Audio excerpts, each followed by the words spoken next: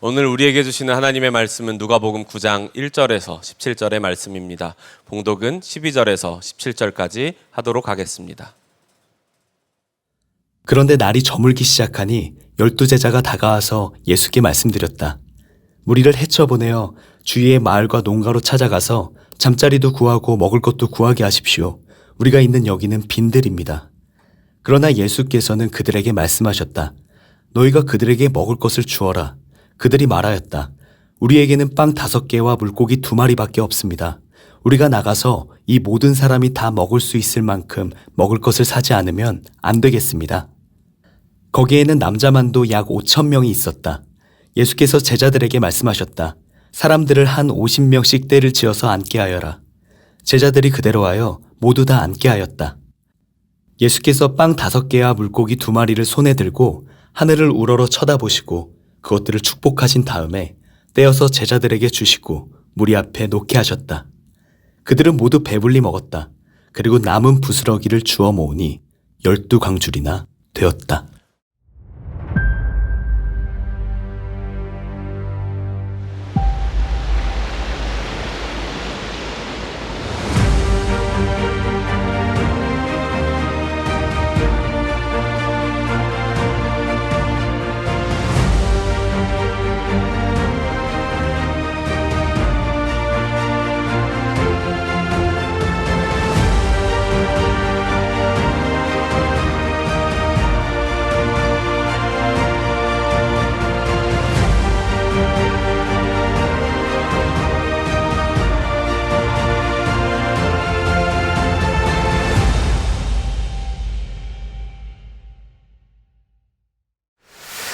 누가복음 주의 임재를 마주하는 달의 15번째 시간입니다. 빈손이라 느껴질 때, 빈손이라 느껴질 때라는 제목의 말씀을 나누겠습니다. 지난 주일에 예배를 마치고 한 남성분이 눈물을 흘린 채 저에게 기도 요청을 해 오셨습니다. 뭔가 큰일이 일어난 것 같았습니다. 이야기를 들어보니까 일하던 회사에서 부당하게 해고를 당하신 겁니다. 해고를 당했다는 것은 더 이상 수입이 없다는 얘기이기도 하고, 또한 가장으로서 가정을 어떻게 돌봐야 될까, 처와 자식들을 어떻게 길러야 될까, 여러 가지 고민이 된다는 얘기입니다. 염려가 된다는 이야기도 하지요. 또한 어떤 일일까, 부당하게 당했기 때문에 얼마나 그 마음에 억울한 마음, 그런 마음들이 있었겠습니까? 그러니까 이런 복합적인 것들이 감정이 눈물로 이제 나오게 된 것이죠. 안 그래도 지난 주 말씀이 인생의 광풍을 만났을 때, 그러니까 그에게는 그것이 광풍으로 다가왔던 것입니다. 그러다 보니까 나는 이제 아무런 가치가 없는 사람인가? 나는 어디에 속한 사람인가? 내게 내놓을 것이 없어진 뒤에도 나는 여전히 의미 있는 사람일 수 있을까? 여러 가지 생각들이 들 겁니다. 아마 이 자리에 오신 분들 중에도 이런 빈손으로 온 채 정말 인생의 갑자기 어려움으로 인하여서 아무것도 없다라고 느낀 상황에서 예배에 오신 분들이 분명히 있으리라 생각합니다. 사람은 가진 것이 줄어들게 되면 자기 존재 자체가 작아졌다라고 느끼기 마련입니다. 그래서 굉장히 힘들어하죠. 그리고 또한 그런 비슷한 상황에 있는 사람들이 다가올 때에 나는 그들을 도울 만한 힘이 없어. 내 자신도 가진 게 없는데 저들을 어떻게 도와? 이런 생각을 한다는 거예요. 바로 오늘 본문에 제자들이 정확하게 그 상황을 맞이하게 됩니다. 자, 오늘 본문을 보면 날이 저물고 사람들은 엄청 많은데 굶주렸습니다. 그런데 제자들의 손에 있는 것은 아무것도 없었던 겁니다. 도무지 그들을 먹을 수 있는 어떤 방법, 그들을 먹일 수 있는 방법이 없었던 거죠. 그래서 이제 제자들이 예수님께 요청하는 거예요. 이들을 마을로 보내주십시오. 거기에서 자도록 하고 먹을 것을 구할 수 있도록 하면 되지 않겠습니까? 그러니까 이 아무것도 없이 굶어 있는 이 사람들을 받아들이기는 너무 부담스럽다는 거예요. 우리도 가진 게 없는데 저들을 어떻게 돕냐는 겁니다. 그렇게 이제 예수님께 말씀을 드렸는데 그래라 라고 하지 않고 예수님이 다른 얘기를 하시는 거예요. 자, 오늘의 이 상황이 어느 상황이라고요? 빈손의 빈들이라고 하는 거예요. 빈들. 자, 12절 보십시오. 무리를 헤쳐보내어 주위의 마을과 농가로 찾아가서 잠자리도 구하고 먹을 것도 구하게 하십시오. 우리가 있는 여기는 빈 들입니다. 예수님이 그걸 모를 리가 없죠. 어쩌면 예수님은 의도적으로 빈들로 보낸 것인지도 모릅니다. 그러면서 예수님이 하신 얘기는 13절입니다. 너희가 그들에게 먹을 것을 줘라. 너무나 말도 안 되는 일이죠. 말도 안 되는 말씀입니다. 아니, 지금 빈들의 빈손에 이 상황을 뻔히 아시면서 제자들에게 너희가 먹을 것을 줘라? 아니, 뭐 가진 게 있어야 주죠. 저도 가진 게 없는데 저들을 어떻게 돕습니까? 이런 질문들이 나올 겁니다.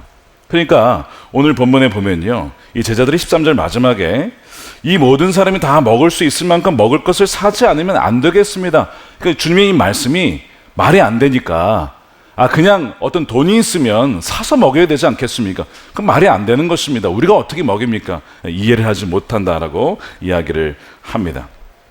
제자들이 자신이 가진 것이 뭐가 있는가 당황하는 가운데 세어봅니다. 그것이 13절이에요.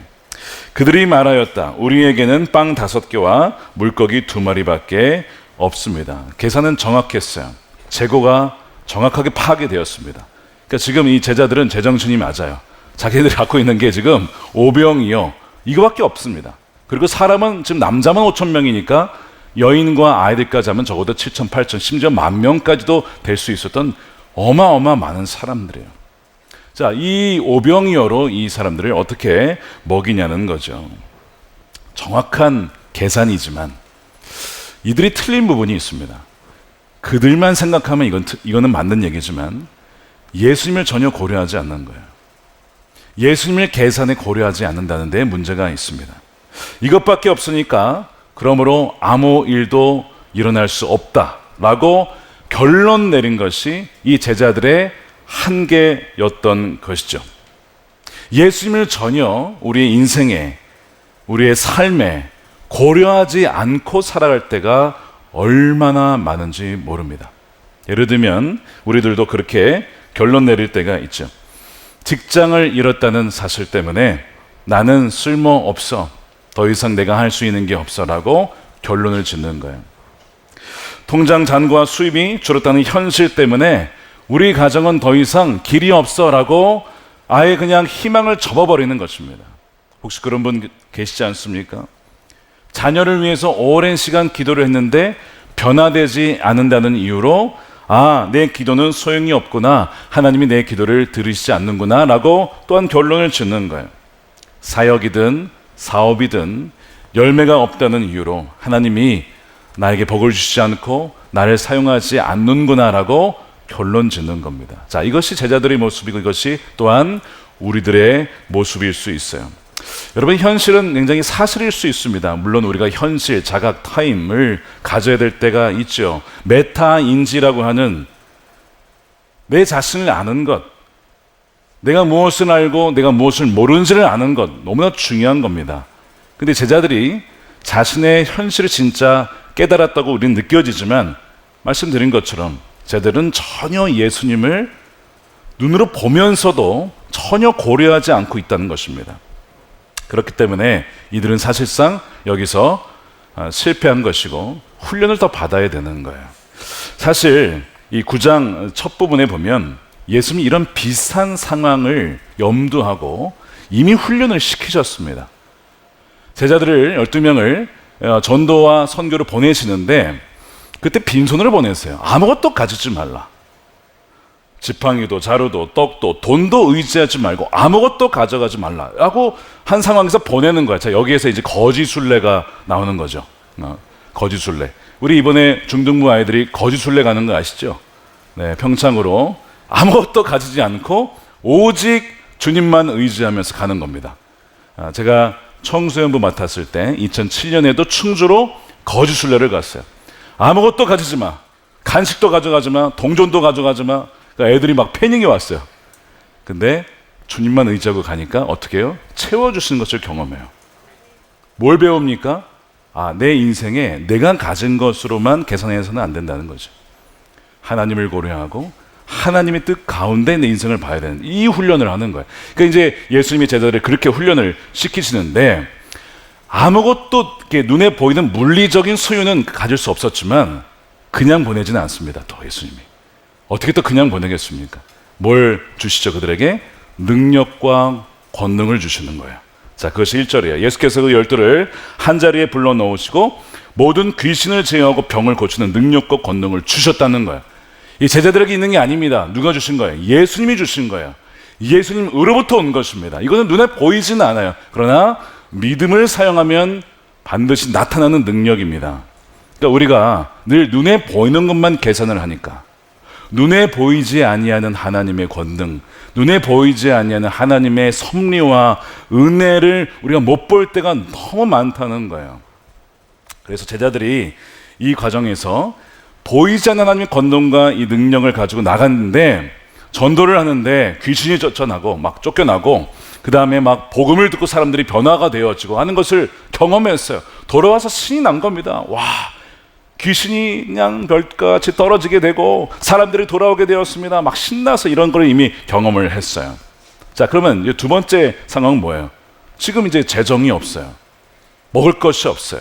자, 그러면 그때 배운 게 있잖아요. 그 쓰면 되잖아요. 그 능력을, 그 어떤 믿음을 금세 까먹은 거예요. 그러니까 우리가 이 망각을 해요. 자꾸 잊어버려요. 배웠는데 새로운 상황인 것 같지만 사실 본질은 같은 건데 새로운 상황처럼 느껴지면서 어떡하지 또 그렇게 되는 거예요. 그래서 훈련을 받는 것입니다. 예수님께서 현장 제자 훈련을 시키시는 거죠. 빈손일 때 너희가 붙잡아야 될 것은 너희가 얼마나 가지고 있느냐, 너희가 얼마나 없느냐가 아니라 공급의 근원 대신 나를 붙잡으라 하는 것을 주님께서 가르치고 계시는 것이죠. 그러므로 우리가 빈손과 빈들을 마주했을 때 이 상황은 주님이 모를 리가 없잖아요. 제가 말씀드린 것처럼 의도적으로 이런 빈들로 지금 이 제자들을 데려가신 것이겠죠. 왜? 누가 앞서갔겠습니까? 예수님이 앞서갔겠죠. 사람들이 따라왔으니까. 그러니까 예수님은 의도적으로 빈들로 가신 거예요. 지금 의도적인 환경 속에서 우리가 빈손과 빈들을 마주했을 때 기억해야 될 것은 주님 이게 어떤 상황입니까? 당황할 게 아니라 주님 다 알고 계시니 주님 저에게 무엇을 가르치시라고 하시는 겁니까? 이 빈들과 빈손의 상황에서 제가 무엇을 하기를 원하십니까? 제가 무엇에 순종하기를 원하십니까? 우리가 이것을 물어야 된다는 거예요. 우리가 제자훈련 아까 광고 나갔지만 물론 대다수의 제자훈련이 저희가 교회에서 이 클래스에서 이루어집니다. 근데 실제적인 제자훈련은 어디서 일어나요? 우리 삶의 현장에서 일어나요. 월요일부터 금요일까지 직장에서, 가정에서, 학교에서 삶의 현장에서 훈련을 받아야 되는 거예요. 지금 예수님께서 제자들을 그렇게 훈련을 시키시는 것이죠. 자, 그래서 이제 제자들에게 지금 이 상황 속에서 어떻게 뭘 말씀하시냐면 곧바로 자, 내가 떡을 다 준비해 놨어. 거 봐. 이렇게 떡을 바로 주시지 않고 제자들에게 사람들을 50명씩 앉으라고 말씀을 하세요. 그래서 이제 이게 뭐 남자만 5,000명이니까 어쨌든 50명씩 묶으면 뭐 굉장히 많은 그룹들이 생겼겠죠. 거기에서 떡은 아직 등장하지 않았습니다. 뭐 오병이어가 있긴 하지만 먼저 예수님은 이 빈들에 이제 식탁을 차리시기 시작하는데 제자들은 무리를 보내려고 하였지만 예수님 먼저 그들을 초청해서 영접하십니다. 그리고 그들은 초대를 받고 그 빈들에 앉게 되죠. 그리고 제자들은 우리가 먹을 것을 사야겠습니다라고 안 되겠습니다라고 하였다가 믿어지지는 않지만 사람들을 자리에 앉으라라고 하는 그 말씀에 순종합니다. 자, 아직 떡이 막 많은 게 아닌데도 불구하고 예수님이 앉으라고 명하니까 순종하여 사람들을 앉혔다는 거예요. 여기서 이제 제자들이 조금씩 반응을 하기 시작하는 겁니다. 비록 내 머리로 이해는 되지는 않지만 주님의 말씀이 도대체 뭘 하시려는 건지 이해는 되지는 않지만 주님의 말씀에 제가 순종해 보겠습니다. 자, 그 변화가 지금 일어나고 있는 거예요. 여러분, 우리에게도 주신 메시지가 바로 그겁니다. 이 빈들과 빈손의 상황에서 우리가 할 수 있는 게 뭐가 있겠습니까? 근데 여기서 들려오는 좀 황당하고 좀 이해되지 않는 말씀이라 할지라도 우리가 한 걸음 순종해 보는 거예요. 자, 그러면 어떤 일이 벌어지는 거예요? 그 다음에 하나님이 행하시는 일들이 보여지게 되는 거예요. 여러분, 순종은요 믿는 사람만 순종하는 게 아닙니다. 순종하는 사람이 믿게 되고 믿는 사람이 또한 순종하게 되는 거예요. 이거는 서로 양쪽에서 서로 연결되어 있는 것입니다. 그래서 여러분, 믿어지지 않아도 한번 말씀에 순종하는 여러분들이 되시길 축복합니다. 그럴 때에 내가 전혀 생각하지 못했던 하나님의 인도하심을 경험하게 될 것입니다. 16절 보니까 예수님께서 어떻게 하시냐면, 예수께서 빵 5개와 물고기 2마리를 손에 들고 하늘을 우러러 쳐다보시고 그것들을 축복하신 다음에 떼어서 제자들에게 주시고 무리 앞에 놓게 하셨다. 자, 이 문장의 주어가 누굽니까? 예수님입니다. 예수님이 주어예요. 떡을 손에 드신 분도 예수님이시고 축복하신 분도 예수님이시고 제자들에게 나눠주시는 분도 예수님이십니다. 이 예수님께서 제자들에게 주셨다라는 이 단어가 영어로는 물론 그냥 과거형으로 되어 있지만 원어로 보면 미완료 형태입니다. 미완료 형태라는 얘기는 뭐냐면 한 번 주고 끝난 것이 아니고 제자들에게 여러 번 줬다는 얘기예요. 그러니까 제자들이 빵을 받아다가 이제 나눠주는 거죠. 근데 사람이 많으니까 다시 빈손이 되면 다시 와서 예수님께 와서 받아서 다시 또 가서 나눠주고, 이것을 반복했다는 얘기예요. 그러니까 예수님이 계속 제자들에게 나눠줬다는 얘기입니다. 그것을 말씀하고 있어요. 뭘 보여주냐면 제자들의 손은 계속 비워지지만 나눠줬으니까, 그런데 예수님의 손은 메마른 적이 없다는 거예요. 마른 적이 없고 부족한 적이 없다는 거예요. 계속 예수님은 채워주신다는 거예요. 언제 그것을 채우는 받습니까? 내가 빈손이지만 주님께로 갔을 때에, 빈손이지만 주님의 손은 비워진 적이 없기에 주님께 나아갔을 때에 채워지더라고 하는 것을 보여주는 장면이죠. 여러분, 우리가 가정에서, 가장으로서 혹은 직장에서 어떤 역할을 맡았을 때, 내가 이것을 해야지, 그 어떤 부담을 갖고 있잖아요. 내가 담임 목사로서, 내가 부장으로서, 내가 장로로서, 집사로서 어떤 삶의 현장에서 아버지로서, 어머니로서 어떤 일을 해야 되라는 부담을 많이 갖고 있습니다. 근데 오늘 이 말씀은 뭘 보여주냐면, 이 모든 것을 어떤 문제의 해답을 우리가 가져야 된다는 게 아닙니다. 제자들이 빵을 만든 게 아니에요. 예수님이 빵의 근원이셨고 제자들은 그것을 그저 나눠주는 통로였던 것입니다. 우리는 그저 청지기이고 정말 우리 모든 삶의 공급자가 되신 분은 주님이시라는 것을 우리는 잊지 말아야 된다는 거죠. 그러니까 우리가 중요한 것은 무엇이냐면, 우리 손이 얼마나 가득한가가 아니라 빈손이 될 때마다 나는 정말 누구를 의지하는가, 바로 거기에서 우리의 진짜 믿음이 드러나게 된다는 거죠. 여러분, 우리 직장에 일하시는 분들, 또 사업하시는 분들, 어떤 재정이나 또 어떤 공급의 통로가 있죠. 연금도 있으실 겁니다. 모두 공급의 통로입니다. 그러나 이 모든 것에, 이 공급의 근원 되시는 분은 바로 누구냐면 바로 하나님이십니다. 통로는 바뀔 수 있고 끊길 수 있지만 이 모든 통로의 근원은 하나님이심을 우리가 잊지 않을 때에 우리는 통로가 끊겨도 흔들리지 않을 수가 있습니다. 제가 미국에서 이 상황을 경험한 적이 있어요. 제가 이제 미국 가게 되었을 때에 완전히 아무것도 없었던 것은 아닙니다. 교회에서 보내주는 후원금이 있었어요. 그런데 그것으로는 우리 아이들 2명까지 해서 4가족이 살기에는 늘 빠듯했습니다. 학생 비자로 갔기 때문에, 여러분, 학생 비자는 일할 수가 없어요. 일하면 불법입니다. 일하면 추방되는 거예요. 그러니까 수입을 얻을 수 있는 데가 없는 거죠. 물론 다 뒤로 알아보면 일할 수 있는 데가 또 있긴 있습니다. 또 그렇게 일하시는 분들이 있어요. 너무 어려우니까. 제가 그분들을 정죄하는 것이 아니라, 저는 그래도 만일 하려면 합법적으로 일을 하고 싶다, 그렇게 기도를 했어요. 하나님, 저 일하고 싶습니다. 우리 아이들을 좀 살리려면 하나님, 좀 뭔가 공급이 더 있어야 될 것 같습니다. 일할 수 있는 기회를 열어주십시오. 근데 일하려면요, 학생 비자로 학교에서 일하려면 학교에서 job opportunity가 열릴 때만 들어갈 수 있어요. 근데 학생들이 굉장히 많으니까 열리면 거기 다 들어가죠. 경쟁이 엄청 치열합니다. 들어가기가 쉽지가 않아요. 그러나 전 기도를 했어요. 놀랍게도 한 달 뒤에 아무런 응답이 없었습니다. 2달 뒤에 없었습니다. 3개월, 4개월, 5개월 아무런 응답. 너무 치열한 거예요. 제가 도서관에서 일하고 싶다라고 말씀을 드렸고, 제가 그래도 나름 행정을 잘하니까 행정직에서 뭔가 좀 이 프로그램을 통해, 그러니까 어떤 컴퓨터를 통해서 좀 하고 싶다라고 말씀을 드렸는데 전혀 억셉이 되지 않는 거예요. 6개월 되니까 드디어 응답이 됐어요. 근데 제가 생각했던 곳은 아니었습니다. 어디였냐면 식당, 설거지가 잡으로 열린 겁니다. 근데 저는 이것이 응답이라고 여겨졌어요. 그래서 설거지를 하기 시작했습니다. 아마 그 1년 동안 제가 평생 해야 될 설거지를 아마 다 한 것 같습니다. 와, 학생이들이 얼마나 많고 또한 행사가 많은지 특히 토요일마다 뱅퀴시 열리면 그 서빙하면서 쓰레기 치우고 접시 다 닦아야 되거든요. 그걸 다 한 거예요. 설거지를 하고. 근데 그것도 뭐 큰 일은 아니에요. 가장 어려웠던 것 중에 하나는 곰팡이 제거하는 거였습니다.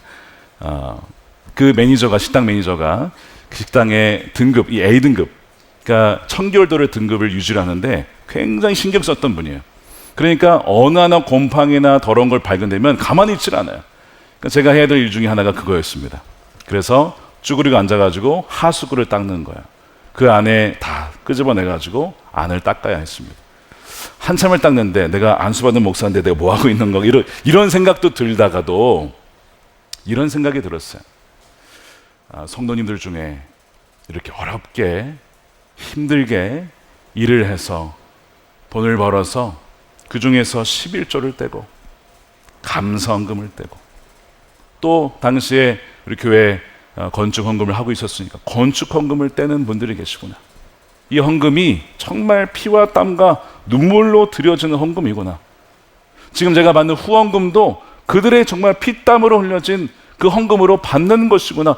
그것이 얼마나 고귀하고 신성한 헌금인지를 그렇게 힘들게 일을 하면서 그제서야 알게 된 거예요. 굉장히 부끄러웠어요. 제가 왜 이것을 깊이 하려고 했을까? 이걸 왜 힘들다라고 했을까? 그러니까 주님은 전혀 제가 예상하지 않았던 방향으로 인도하셨지만 저를 진짜 목회자로 빚으시기 위하여 그 과정을 허락해 주셨던 것이죠.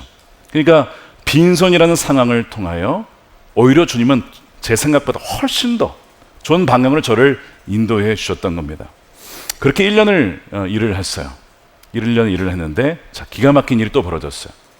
학교가 이사를 간다는 거예요. 근데 이게 좋은 일로 이사 가는 게 아니라 재정이 악화가 되어서 남쪽으로 다른 어떤 교회에 같이 가서 이제 옮겨간다는 겁니다. 이런 일이 있었어요.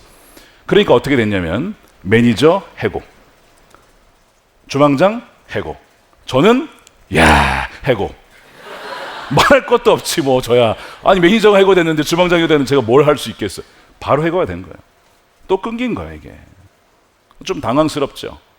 그렇지만 늘 이 빈손이 다가왔을 때, 빈들을 걸을 때에는 뭔가 하나님께서 가르쳐주고자 하는 것이 있는 거죠. 또 기대가 됐습니다. 하나님 저에게 뭘 가르쳐 주시려고 합니까?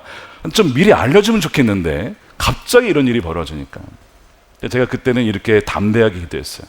제가 1년간 이렇게 설거지도 하고 또 커피도 팔고 청소도 하고 참 귀한 일을 많이 배웠습니다. 근데 하나님, 제가 그래도 이제 목회자고 안수받은 목사니까 교회에서 일할 수 있게 해주세요. 비록 영어가 아직 완숙하지는 않지만 교회에서 사역하면서 일하게 해주세요.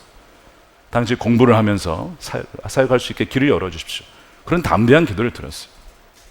한 달이 안 돼서 응답이 왔는데 그 이사간 그 교회와 학교에서 같이 인턴십을 해가지고 하나 이제 잡이 열렸는데 뭐였냐면, 잡이라기보다 그러니까 수련 목회자 같은 길이 열린 거예요. 거기에서.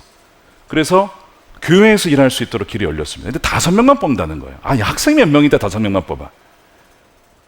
다 거의 외국인이에요. 그러니까 그 외국인이 아니라 미국인이에요. 제가 외국인이지.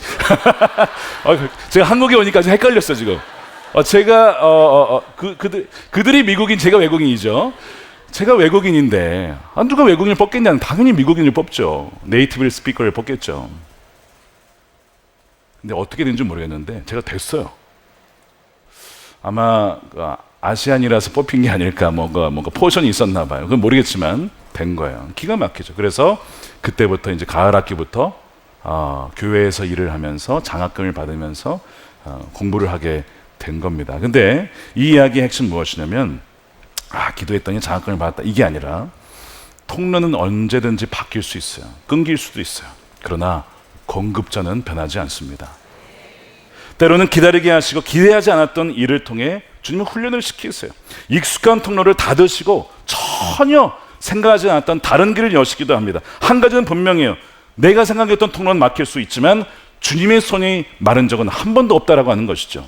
그것을 경험하게 된 것이고 빈들의 제자들도 그것을 배워야만 했습니다. 자, 17절 보니까 예수님께서 이 제자들을 통하여 사람들을 먹이시는데 그들은 모두 배불리 먹었다는 거예요. 게다가 남았어요. 남은 부스러기를 주워 모으니 12광줄이나 되었다. 누가복음은 자주 하나님의 나라를 잔치로 표현합니다. 식탁으로 표현합니다. 마리아가 노래하기를 줄인 자를 배부르게 하셨다, 이런 노래를 하죠. 예수님은 가난한 자는 복이 있다라고 말씀하죠. 너희가 배부름을 얻을 것이, 이런 얘기를 하세요. 이 말씀의 성취가 여기서 일어나는 거예요. 빈들인데, 빈손인데 그들이 배부르게 되었다는 거예요. 하나님이 채워주셨다는 것입니다. 근데 여러분, 단지 배불렀다는 것은 진짜 배가 배불렀다라는 의미만이 아니라 예수님으로 말미암아 그들이 만족을 누리게 되었다는 것이죠. 예수님이 모든 우리 인생의 생명의 근원이자 우리를 풍성케 하시는 분이라는 것입니다. 예수님이 오신 것은 우리에게 생명을 얻게 하고 그 양으로 하여금 풍성한 삶을 얻게 하려 함이라. 요한복음 10장 10절의 말씀이 있잖아요. 그것을 보여주는 상징이죠. 하나님 나라에는 부족함이 없고 눈물이 없고 아픔이 없는 그 나라가 있다는 것을 맛보아 알 수 있도록 하는 것이 이 오병이어의 기적이 아니라 표적이에요. 표적은 사인입니다. 표적이라고 하는 것은 표지판이에요. 이것을 통해서 그 나라가 있다는 것을 주님은 보여주신 것이죠. 자, 근데 더 우리가 주목해야 될 것은 무엇이냐면 이들이 배불림을 받았다는 것이 자격이 있어서가 아닙니다. 그들이 어떤 권능이 있거나 그들이 어떤 돈이 있거나 그들이 되게 유명한 사람이거나 대단한 성취를 이루어서 예수님이 잘했다라고 배를 불려준 게 아니라고 하는 거예요. 예수님은요, 이 굶주린 사람들을 있는 모습 그대로 먼저 받아주셨어요. 그렇죠? 오늘 본문에 보면 예수님은 제자들은 막 밀어내려고 했는데 예수님은 그냥 영접합니다. 그들을. 이게 굉장히 큰 은혜가 되는 부분이에요. 말씀드린 것처럼 우리가 보통 세상에서 생각하기에 세상은요, 다 그렇진 않겠지만 우리는 자주 내가 무엇인가를 가지고 있어야 환영받는 세상을 살고 있습니다. 직장이 있어야 되고 직함이 있어야 되고 돈이 있어야 되고 뭔가 성취가 있어야 대접을 받는 세상이에요. 그렇지 않습니까? 그래서 손에서 뭔가 내놓을 것이 사라지게 되어지면, 그 직함을 잃어버리게 되어지면 내가 환대를 받지 못할 거야, 사람들이 나를 알아주지 않을 거야, 나를 받아주지 않을 거야 라는 두려움이 있어요. 그런 두려움이 하나님 앞에서도 동일하게 적용이 됩니다. 하나님, 제가 한 게 없는데요, 저는 이제 가진 게 없는데요, 저는 이제 은퇴했는데요, 저는 이제 병이 들었는데요, 저는 보잘것없는 사람인데요, 하나님 앞에서도 제 자리가 사라진 것 아닙니까? 라고 하는 어떤 염려가 들 때가 있어요. 근데 여러분, 복음은 반대로 말합니다. 우리가 무엇을 가지고 왔기 때문에 주님의 식탁의 자리에 앉는 것이 아니라고 하는 거예요. 주님이 우리를 먼저 영접하셨기 때문에 우리가 그 자리에 앉게 되는 것입니다. 우리가 쓸모를 증명했기 때문에 우리를 위한 자리가 생긴 것이 아니라 예수님 먼저 우리를 자기 백성으로 우리가 죄인 되었을 때에도 받아주셨기 때문에 자리가 생긴 거예요. 이것이 은혜이고 이것이 복음의 능력인 것입니다. 그래서 빈손이라는 사실은 우리가 주님께 필요 없는 존재가 되었구나, 나는 쓸모없는 존재가 되었구나 라고 하는 것을 말하는 것이 아니라 오히려 빈손은요, 하나님의 은혜를 받을 수 있는 통로가 된다는 것입니다. 여러분, 빈손인 사람만이 주님의 풍성함을 체험받을 수가 있다는 거예요. 빈손이 아니고 내가 뭔가 쥐고 있으면 주님의 손을 잡을 수가 없습니다. 내가 가진 것이 너무 많아서 주님께 가지 않아요. 오히려 빈손이고 빈들이니까 주님께 가는 거예요. 이들이 왜 예수님께 왔습니까? 가진 것이 없거든요. 배고팠거든요. 그래서 주님께 가는 거예요. 여러분들이 지금 빈손과 빈들에 계시다면 한편으로 그것은 복인 것입니다. 가난한 자들이 복이 있다. 심령이 가난한 자들이 복이 있다. 왜 이렇게 말씀하셨어요? 여러분, 배부르면요, 주님께 가겠습니까? 배부르면, 가진 것이 많으면 가겠냐고요. 설령 가진 것이 많아도 주님, 저는 주님이 없으면 아무것도 아닙니다 라고 하는 그 마음이 심령이 가난한 자죠. 이 복이 여러분들에게 부어지게 되기를 축복합니다. 그리고 빈손은요 저주가 아니에요. 그거는 복입니다. 열왕기하 4장이죠. 엘리사가 선지생도들을 훈련시키는데 한 명이 죽었어요. 갑자기 이해가 되지 않는 고통이죠. 그러니까 그 아내가 과부가 된 거야. 야, 너무 하나님 너무하시지. 과부가 됐다는 얘기는 그 당시에 완전히 사회적인 약자가 됐다는 얘기예요. 재정적으로나 사회적으로나 완전히 추락했다는 얘기입니다. 누가 도와주지 않으면 살 수 없는 존재예요. 그 사람은. 엘리사가 그 과부를 돕죠. 뭐라고 하냐면 빈 그릇을 가져오라는 거예요. 아니 도우려면 뭔가 빈 그릇이 아니라 통에 가득 채워서 줘야 될 거 아니야. 근데 빈 그릇을 가져오라는 거예요. 이 빈 그릇은 이 과부의 삶의 지금 본질과 어떠면 그 상태를 보여주는 거죠. 빈 그릇을 될 수 있는 한 많이 가져와라. 그래서 빈 그릇을 다 가져와요. 뭘 하냐면 기름을 붓는데, 남은 기름 얼마 없다, 남지도 않았어요. 근데 기름을 붓는데 이게 기름이 계속 나와. 빈 그릇이 채워집니다. 언제까지요? 더 이상 빈 그릇이 없을 때까지. 빈 그릇이 있는 만큼은 쫙 채워지다가 더 이상 빈 그릇이 없어요. 이제 거기서 끝나는 거야. 이제 그 기름을 가지고 팔기도 하고 해서 생계를 이어가게 되는 건데, 뭘 보여주는 겁니까? 심령이 가난한 사람, 비어지는 사람, 주님이 아니면 안 된다라고 하는 사람에게 주님은 그들의 산성이 되어주시고 요새가 되어주시고 만나가 되어주시고 생명이 되어주신다는 걸 보여주는 거죠. 여러분, 빈손은요 저주가 아니라 하나님의 축복인 것을 믿기 바랍니다. 정말 이 빈손이 그렇다는 거예요. 사실 우리 교회 공동체 안에도 도와주신 분들 참 많이 있죠. 그리고 누군가는 도움을 받습니다. 근데 도와주는 사람과 도움을 받는 사람이 사실은 따로 있는 게 아니에요. 오늘 나눠주는 사람도 사실은요 어제 주님으로부터 큰 도움을 받은 사람, 이 사람도 과거에는 빈손이었어요. 근데 주님으로 말미암아 복을 누렸어요. 그래서 이제는 다른 사람을 돕는 사람이 된 거예요. 오늘 도움 받는 사람, 여러분 부끄러워하지 마세요. 하나님이 그들을 통해 지금 도와주시는 겁니다. 근데 오늘 도움 받지만 내일은요 다른 사람을 도울 수 있는 자가 될 것입니다. 그래서 교회는요 돕는 자도 있고 도움을 받는 사람도 있는 거죠. 그런데 똑같은 게 뭔지 아세요? 식탁의 주인은 예수님이십니다. 공급자는 예수님이십니다. 이 모든 것을 인도하시고 또한 제자들의 손은 비어졌지만 언제나 풍성한 손을 갖고 계신 분이 바로 주님이시라는 사실은 동일한 것입니다. 가진 자나 가지지 못한 자나 우리 모두에게 다 예수님께 빚진 자들인 거예요. 예수님의 은혜에 빚진 자예요. 그렇기 때문에 가진 자는 자만할 수가 없어요. 이 모든 것이 다 주님이 주신 것이거든. 주님이 걷어가시면 그냥 싹 다 걷어가실 수 있습니다. 언제든지. 그러므로 가진 자는 늘 겸손해야 돼요. 하나님이 내게 이렇게 많이 맡겨주셨구나. 이거는 나만을 위해 살라는 것이 아니라 나눠주라고, 베풀라고, 그리하여 하나님의 풍성하심을 보여주라고 나에게 주신 것이고, 나는 청지기. 왜 예수님이 제자들을 불렀습니까? 그냥 주시면 되지.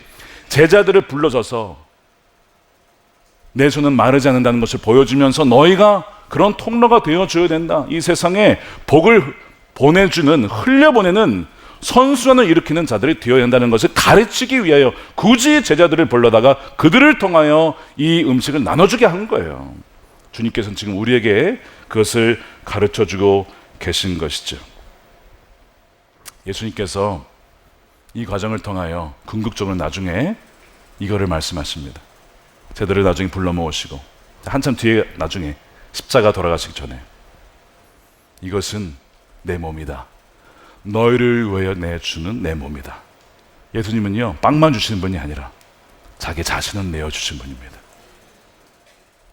죄로 말미암아 영원히 지옥에 갈 수밖에 없는 우리를 살리시기 위하여 자신의 몸을 내어주신 주님은 영원한 생명의 떡이잖아요. 생명의 빵이잖아요. 여러분 빈손이라고 느끼십니까? 여러분 절대 그렇지 않습니다. 하나님이 빈손인 우리 인생을 위하여 가장 사랑하는 자신 독생자 아들 예수님을 통째로 우리에게 주셨어요. 통째로. 빈손이 아니에요. 우리는 이미 주님을 갖고 있어요. 모든 것을 가진 것입니다. 하나님의 그 사랑, 은혜 그 안에 다 있어요. 은혜와 진리가 충만하신 그분이 믿을 때 우리 안에 있는 거 아닙니까? 여러분 절대 빈손이 아니는 거예요. 눈에 보이는 것이 없다고 해서 없다라고 생각하지 마십시오. 이미 우리는 주님을 소유한 평생 이 은혜는 갚아도 갚을 수 없는 은혜를 받은 사람인 것을 우리는 잊지 말아야 된다는 것입니다.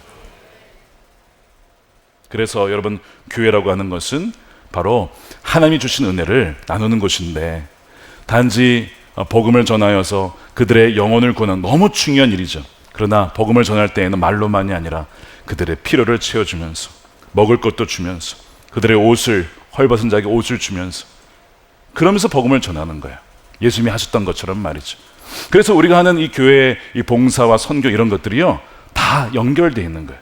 뭐냐면 이 굶주린 자들에게 우리 주목자분들에게 음식을 주면서 하나님 나라에는 굶주림이 없습니다. 그 나라를 맛보게 해주는 거예요.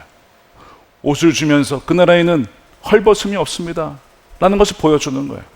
저희가 한부모 가정을 돕고 있어요. 그 아이들이 아빠 없이 살아가요. 그들을 도울 때 무슨 메시지를 주는 거냐면 하나님 나라에는 하나님이 영원한 우리 아버지가 되셔. 너희는 절대 혼자가 아니야 라는 것을 알게 해주는 거예요. 저희가 2년 전에 성남의 50가정에게 책상도 없는 아이들이 있어요. 너무나 가난해서 공부할 수 있는 책상도 없어요. 그래서 저희가 그래서 공급해 주었어요. 왜 그걸 합니까? 너희들이 공부할 때 너희 인생에 너희가 혼자가 아니야. 함께 하시는 분이 있어. 너희들 도와주는 분이 있어. 그 나라에는 그렇게 늘 풍성하게 도와주시는 분이 계셔 라고 하는 것을 맛볼 수 있도록 해주는 거예요. 그러므로써 그들로 하여금 도움을 받는 들로 하여금 나도 그 하나님 나라의 백성이 되고 싶어요. 저도 하나님을 아버지로 저도 자녀 삼아주세요 라고 하는 그 갈망이 일어날 수 있도록 하기 위해 우리가 돕는 것입니다. 사랑하는 여러분, 제자들이 이 빈손으로 왔던 사람들, 굶주린 사람들을 도와줬던 것처럼 우리의 삶도 주님의 충만하신 은혜로 말미암아 우리의 삶의 현장 속에서 하나님의 풍성하심을 제한이 없이 일하실 수 있는 분이심을 삶으로 증언하며 간증하는 저와 여러분들이 되시기를 축복합니다. 이전에 제가 섬기던 교회에서 코로나 시즌을 맞이했어요. 2020년. 얼마나 어려웠습니까? 사업도 어려웠고 교회도 다 마찬가지였죠. 와, 재정 보고를 봤는데 전달 예산 수입의 절반만 들어온 거예요. 다음 달 갔는데 거기서 또 한 20% 또 줄었어요. 그러니까 이게 이대로 가다면 이 사례비를 이제 못 주게 되고 교회 운영이 되질 않습니다. 그러면 이제 걱정이 막 밀려오죠. 근데 당시에 교단에서 연락이 왔어요. 저희보다 더 어려운 교회들이 많다는 거예요. 당연히 더 그렇겠죠. 월세를 못 내서 다음 달 못 내면 이제 문을 닫아야 된다는 거예요. 저희는 그래도 자체 건물이 있었기 때문에 그럴 정도는 아니었어요. 재정이 좀 줄어든 게 문제긴 하지만 저희는 부채도 없었고 자체 건물도 가지고 있었고 그 교회들은 훨씬 더 어려운 거예요. 고민이 됐죠. 주님, 저희도 넉넉하게 가진 게 아닌데 도와야 합니까? 딱 오늘 본문이 생각이 나는 거예요. 오병이어밖에 없는데 도와야 됩니까가 아니라 이것을 주님께 드리면 주님께서 우리 모두가 다 살아갈 수 있도록 해주시리라는 그 이상한 믿음이 들었어요. 물론 회의할 때 쉽진 않았습니다. 이걸 우리 재정부장이 설득하고 하는 게 쉽진 않았지만 감사해서 동의해 주었어요. 그래서 상당히 큰 금액의 구제헌금을 1차 보내고 2차 보내드렸어요. 자, 교회가 어떻게 됐을까요? 연말에 결산을 하는데 글쎄 100%가 넘었어요. 100%가 넘었다는 무슨 얘기인지 아세요? 예산을 짰잖아요. 100% 예산을 100%가 다 들어왔다는 얘기예요. 결산했을 때. 남의 교회라고 그냥 가만 계시면 안 돼요, 여러분. 주여, 저에게도 이런 일이 일어나게 해주십시오. 아멘을 하셔야죠, 여기서. 그래서 제가 그걸 보면서 야, 진짜 이거는 이해가 되지 않는다. 분명히 모자라까 우린 가진 것조차도 다 보냈는데 언제 하나님이 이렇게 채워주셨지? 그때 주님께 주신 마음이 바로 그거다. 너희가 빈손으로 여길 때에 그 모든 공급처가 내게 있음을 신뢰할 때에 너희가 생각하지 못한 방법으로 너희의 삶을 내가 채워주리라 하는 것을 당시에 교회를 섬기면서 알게 되었습니다. 자, 지금 우리 교회도 그 비슷한 훈련을 지금 하고 있는 거예요. 우리 예배당 공사하면서 다 예배를 한꺼번에 현장에서 예배를 못 드려요. 사실은 체육관을 빌려서 강당을 빌려서 예배할까도 고민을 했습니다. 근데 그는 포기했어요. 우리가 다 모이지 못하지만 그러면 지역에 27개 교회, 27개 교회에 흩어져서 그 교회에 가서 섬깁시다. 4개월간 5개월간. 어떤 믿음이 있었냐면 우리 교회만 하나님의 택하신 교회, 그리스도의 몸된 교회가 아니라 미자립 교회, 미래에 자립할 그 교회들도 예수님의 교회고 예수님이 몸된 교회니까 성도님들이 흩어져서 예배를 드리면 그 교회가 건강해지면 우리 교회도 건강해지는 것이고 그 교회가 성장하면 우리 교회도 성장하는 것이고 이 믿음이 진짜 우리의 믿음이 되어야 되지 않겠는가. 그래서 믿음의 도전과 실험을 한 것이죠. 굉장히 위험할 수 있죠. 왜요? 실제로 성도님들이 현장에 오시지 않으니까. 그리고 현장에 오시지 않는 것만큼 재정이 줄어들 수 있으니까. 그러나 그거를 따지는 것이 아니라 재정은 어떤 사람의 수에 달려있는 것이 아니라 하나님이 주시는 것임을 우리가 믿고 주님이 정말 기뻐하신 일을 하면 빈손처럼 보여지고 빈들처럼 느껴지는 이 상황 속에서 오히려 하나님이 채워주시리라 라고 하는 것을 믿음으로 지금 나아가고 있는 것입니다. 그러니까 성도 여러분, 현장에서 예배하실 수도 있고 물론 온라인으로서 예배하실 수 있습니다. 근데 27개 교회, 형제교회, 비전교회, 또 우리 교회에 연결되어 있지는 않지만 또 도움이 필요한 교회에 가셔서 목장 단위로 방문하셔서 한번 예배해 보십시오. 얼마나 어려운 상황에서 예배하는 분들이 많은지 몰라요. 정말 말 그대로 빈손과 빈들입니다. 그런데 그들을 주 예수님의 이름으로 위해서 기도하고 채워주고 섬길 때에 언제 그러냐는 듯이 우리의 삶에도 우리 교회에도 하나님께서 넘치도록 부어주시는 그 은혜를 하나님께서 허락해 주실 줄로 믿습니다. 오늘 말씀을 정리하면서 여러분들의 그 빈손을 주님께 가지고 가십시오. 주님의 손은 결코 마른 적이 없습니다. 아까 그 회사에 부당하게 해고를 당하신 분을 위해서 제가 한 말씀을 드리겠습니다. 회사에서는 그분의 자리가 사라졌는지는 모르지만 예수님의 식탁에서 그분의 자리는 사라지지 않았습니다. 여러분도 마찬가지입니다. 예수님의 식탁의 자리는 언제나 환영입니다. 누구든지 예수를 믿는 자마다 멸망치 않고 영생을 얻게 되며 하나님의 자녀로 살아가게 될 것입니다. 오늘 이 은혜를 누리며 빈들을 걷고 빈손으로 걷는 모든 분들에게 하나님의 은혜가 충만히 부어지게 되기를 주님의 이름으로 축원드립니다. 우리 함께 기도하겠습니다. 이 시간 기도할 때 주님, 제 손에 있는 것이 오병이어밖에 없습니다. 그러나 주의 나라와 영광을 위하여 기꺼이 드리겠습니다. 빈들로 인도하신 하나님의 뜻을 헤아리며 또 빈손을 허락하신 하나님의 뜻을 헤아리며 나의 계획과 뜻이 아니라 하나님의 선하신 계획, 내가 정한 계획 아니라 전혀 뜻하지 않았는데 보니까 하나님 이 길이 정말 주님이 원하셨던 길이군요.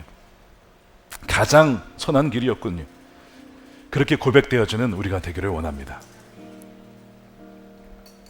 그래서 기도할 때 주님 절망치 말고 낭망치 말고 빈손이라 좌절치 말고 정말 하는 이상한 가운데 우리와 함께 하신 주님을 더 주목하게 하시고 메마르지 않은 풍성한 우리 주님의 손을 붙잡고 주님이 어디로 인도하든지 그저 이해되지 않아도 순종함으로 나가는 우리가 되게 해달라고 우리 주여 한번 부르시고 기도하겠습니다. 주여 주가 일하시네 주가 일하시네 주께 갚이지 않는 하나님의 자에게 사랑하시나요? 감사를 드리며 주여 이 시간에 빈손을 걷고 빈손으로 나아갈 때 주여 주가 인도하여 주시고 일하시네 인도하여 주시옵소서. 자에게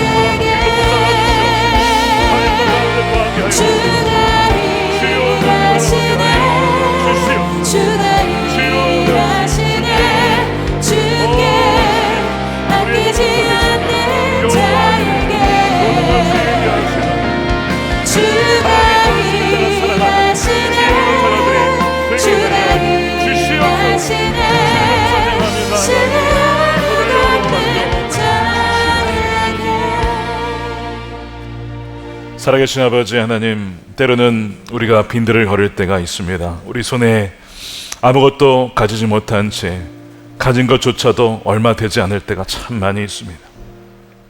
바로 이 자리에도 그런 상황 가운데 인생의 길을 걷는 성도들이 있습니다. 주님, 저들을 위로하여 주시고 저들의 손을 붙잡아 주시옵소서. 주님, 참으로 감사합니다. 굶주렸던 백성들을 맞이하실 때 조건을 따지거나 위치를 따지거나 지위를 따지거나 재산을 따지지 아니하고 누구든지 죽기로 오는 자들을 영접해 주심에 감사합니다. 우리가 바로 그런 은혜를 누린 자들입니다.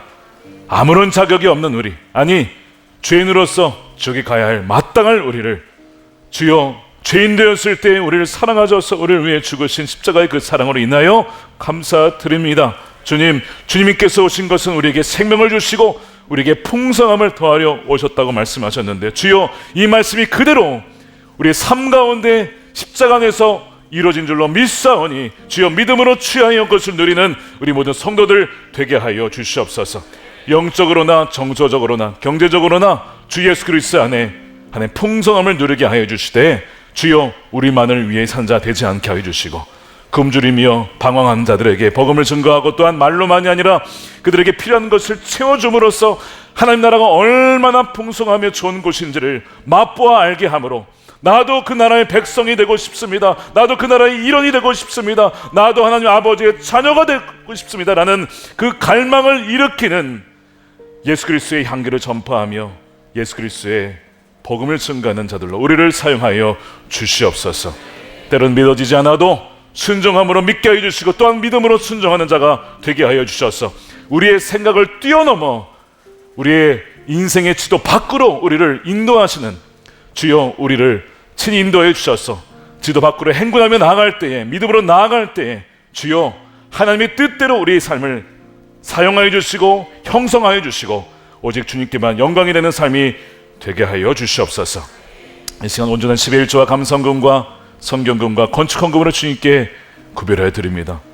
없는 중에도 힘들게 일하여 노동으로 힘들게 또한 벌고 그것을 구별하여 다 주님이 주셨습니다라고 또한 고백하는 이들도 있습니다. 주여, 피와 땀으로 맺어진 이 헌금 헛되이 쓰이지 않고 생명을 살리며 하나님 나라를 맛보게 하는 데에 쓰임받는 예물이 되게 하여 주시옵시고 드리는 믿음의 손길 가운데 주여 축복하여 주셔서 오병이어의 기적처럼 많은 이들에게 그들을 풍성케 하고 먹이고 살리는 귀한 예물이 되게 하여 주시옵소서.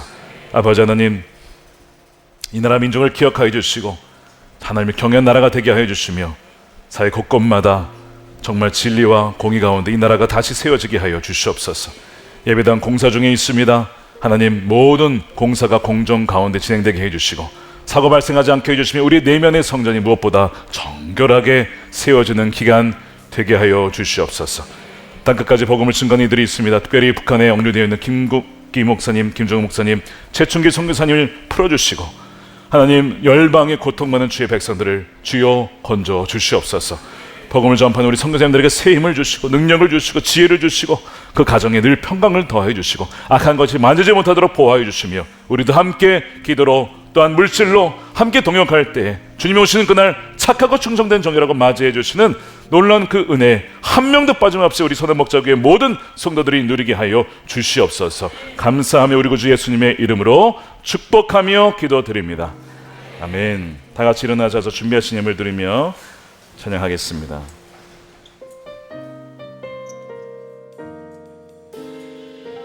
날이 저물어 갈 때, 날이 저물어 갈 때, 빈들에서 걸을 때, 그때가 하나님의 때.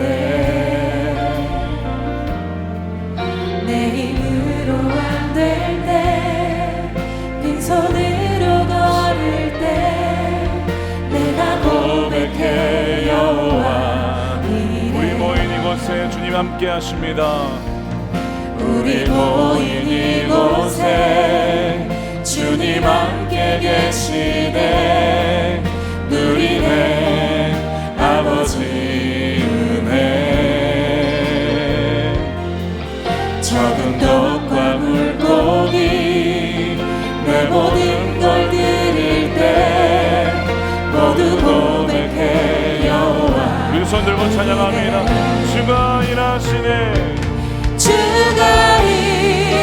일하시네 주가 일하시네 주께 아끼지 않는 자에게 주가 일하시네 주가 일하시네 신뢰하며 남는 자에게 주가 일하시네 주가 일하시네 주께 아끼지 않는 자에게 주가 일하시네 주가 일하시네 신뢰하며 남는 자에게 일하신 주님께 감사하는 마음에 박수 올려드립니다. 할렐루야. 축도하겠습니다. 이제는 우리 구주 예수 그리스도의 크신 은혜와 아버지 하나님의 풍성하신 사랑하심과 성령님의 가망 없는 교통 내주하심이 빈손으로 빈들을 걷지만 언제나 풍성하신 주님의 손을 붙잡고 주님과 함께 다시 한번 동행하며 나아가기를 결단하는 우리 사랑하는 우리 모든 선한목자교회 예배자들 머리 위에 저들의 가정과 일터와 사랑하는 자녀들과 다음 세대와 주의 몸된 교회와 조국 대한민국과 열망 가운데 영원히 함께 하시기를 간절히 축원하옵나이다. 아멘.